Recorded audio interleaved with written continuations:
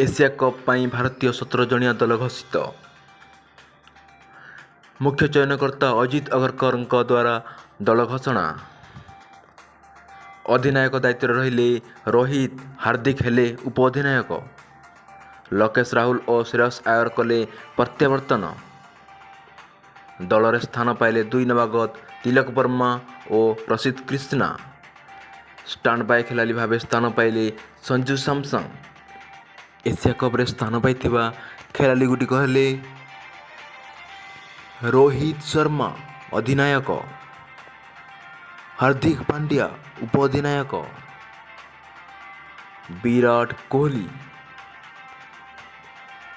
Lokesh Rahul wicket keeper, Shreyas Iyer, Suryakumar Yadav, Shubman Gill, Tilak Verma, Ishan Kishan, Ravindra Jadeja, Akshar Patel, Shardul Thakur, Jasprit Bumrah, Mohammad Shami,